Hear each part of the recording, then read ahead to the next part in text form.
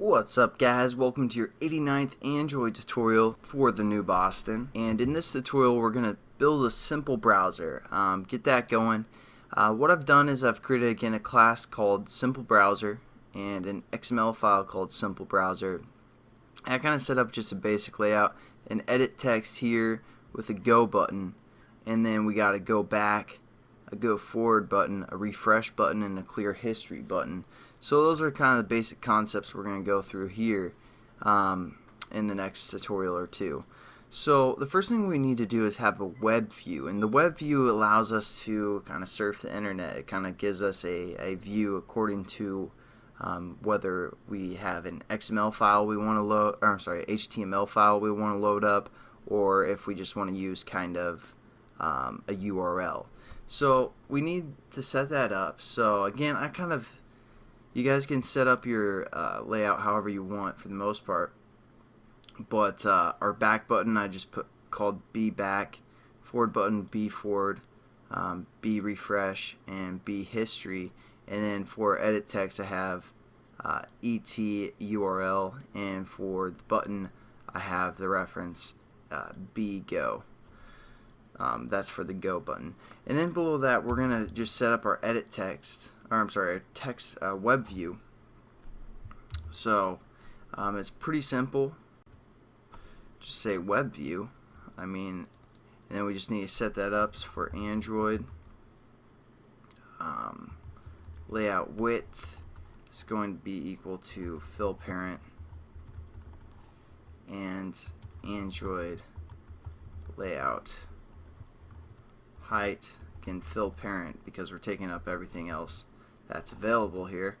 And then we're also, what's going on there, we're also going to give it an ID. So we're going to say at plus ID forward slash WebView browser or something like that. And we're pretty much good to go here with the tutorial. So as you can see, here's our web view. Actually, that's going to load up our website and such like that. So now let's go into the first thing we need to do is we need to go into the manifest and give us the permission to use the internet. So we're going to go into the manifest, go to permissions, add a permission, uses permissions, and then over here we're going to search for one called internet right here. So that'll allow us to kind of use the internet, pretty obvious there, and we're just going to save it.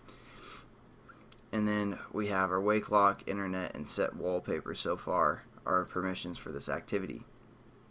Now what we need to do is we need to go into the Java code, and we're going to set up that reference as always. So we're going to just say web view our browser, our brow, something like that.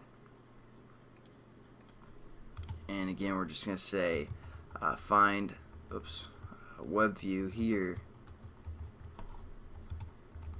find view by ID, and then we're just going to say r.id.our browser. Wasn't it our browser?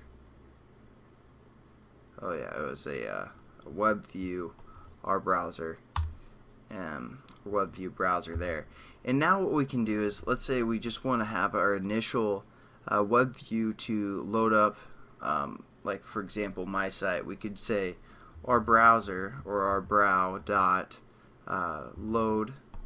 We can either load data, which would be like written in HTML, or we can say load URL. So we can just go load URL, and then within quotations we're going to say http www.mybringback.com, and in quotations, and that should load up just like my website when we run our application. So let's just check it out.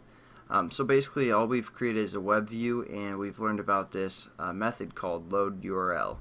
So that's pretty much it for this tutorial. We kind of set up everything, and again, you guys need permission for the internet, so Oh, I forgot to add it to the menu class here.